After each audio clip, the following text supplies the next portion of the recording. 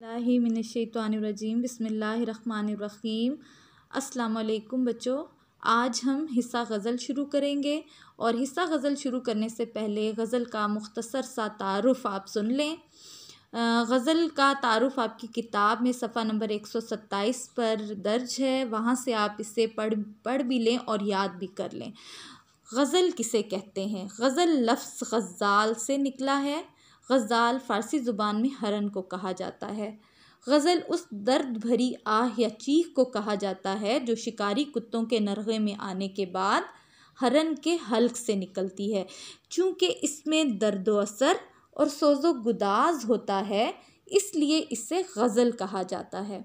गज़ल के लुग़वी मानी है औरतों के साथ दरपर्दा या औरतों से मुतल्लिक़ इश्क़ व मोहब्बत की बातें करना। एक मतलब जवानी का हाल बयान करना भी है। इस्तिलाह में गज़ल से मुराद वो शायरी है जिसमें जज्बात, हुस्न इश्क़ के मामलात मौसर और लतीफ़ अंदाज से बयान किए जाएं।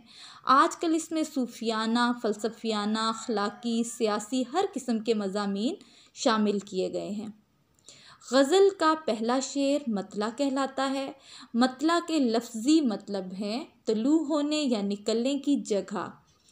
मतला के दोनों मिसरे यानी गज़ल के पहले शेर के दोनों मिसरे हम काफ़िया और हम रदीफ़ होते हैं, जबकि बाकी अशार के दूसरे मिसरे में काफ़िया मौजूद होता है। गज़ल का आखिरी शेर मक्ता कहलाता है। मक्ता के लफ्ज़ी मानी है काटना या ख़त्म करना। अगर शायर मक्ता में अपना तख़ल्लुस इस्तेमाल करे तो वो मक्ता कहलाता है, और अगर शायर ने गज़ल के आखिरी शेर में अपना तख़ल्लुस इस्तेमाल नहीं किया तो वो आखिरी शेर कहलाएगा।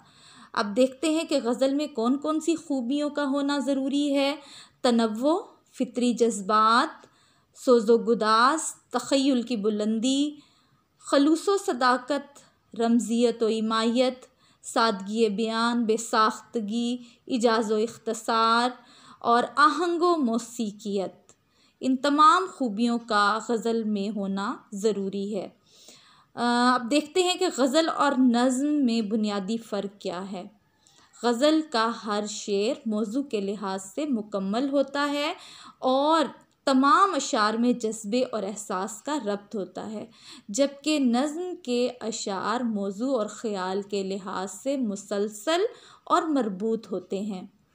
गज़ल में बहरो वज़न, काफ़िया और रदीफ़ की पाबंदी ज़रूरी है, जबकि बाज़ नज़में ऐसी हैं जिनमें काफ़िया और रदीफ़ और बहरो वज़न की पाबंदी ज़रूरी नहीं होती। यहाँ तक था गज़ल का तारुफ़। अब हम देखते हैं कि हमारे निसाब में किस शायर की गज़ल शामिल है।